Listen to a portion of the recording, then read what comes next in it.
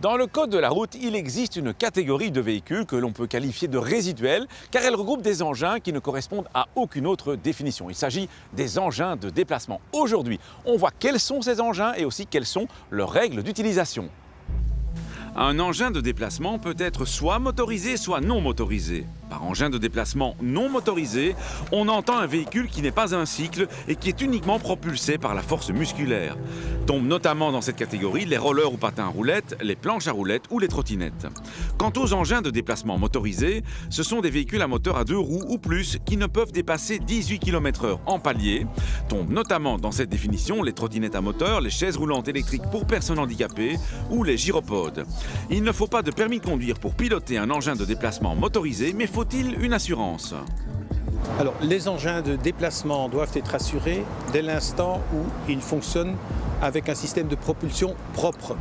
C'est-à-dire que sans intervention du conducteur, de la force du conducteur, vous appuyez sur un bouton ou vous mettez la clé de contact, ça roule tout seul.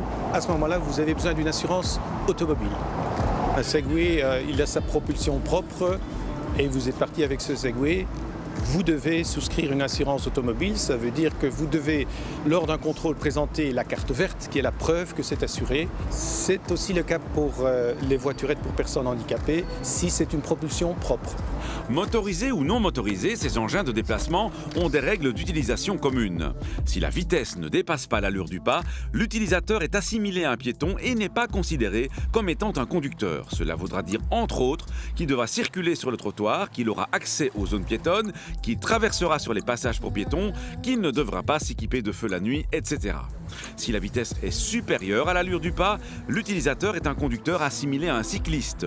Par conséquent, il devra utiliser la chaussée ou la piste cyclable s'il y en a une, il pourra remonter les sens uniques limités, il devra utiliser des feux pendant la nuit et il ne pourra pas téléphoner en tenant son GSM à la main, etc. C'est donc la vitesse de déplacement qui détermine si l'utilisateur doit se comporter comme un piéton ou un cycliste. Enfin, tout comme un vélo, un engin de déplacement non monté n'est pas considéré comme un véhicule et peut se ranger sur un trottoir.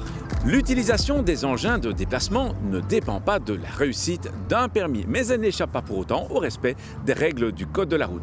Par ailleurs, d'une manière générale, pour votre propre sécurité, nous vous recommandons d'apprendre à les utiliser sur terrain privé avant de vous lancer sur la voie publique. À la question de la semaine dernière, il fallait répondre qu'un vélo doit obligatoirement être équipé d'une sonnette d'une portée auditive de minimum 20 mètres.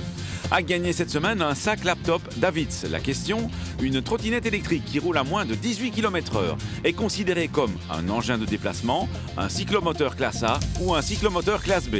Soit vous téléphonez au 0905 56 493, soit vous envoyez un SMS au 60 20 en tapant contact 1, 2 ou 3 et vos coordonnées. Savez-vous que les conditions de la récidive sont devenues plus sévères depuis l'année dernière ? Normalement, la récidive consiste à commettre une infraction de même nature dans un délai de 3 ans après avoir déjà été condamné devant un tribunal de police. Depuis le 1er janvier 2015, un usager sera aussi en récidive lorsqu'il est condamné dans les 3 ans pour une combinaison d'infractions considérées comme étant les plus graves de la législation routière, à savoir la conduite sous influence de l'alcool ou de drogue, la conduite sans permis de conduire valable, le délit de fuite, les grosses infractions de vitesse excessive, l'utilisation d'un détecteur de radar et toutes les infractions du 4e degré, comme faire demi-tour sur autoroute ou franchir un passage à niveau quand c'est interdit. À la semaine prochaine et d'ici là, bonne route!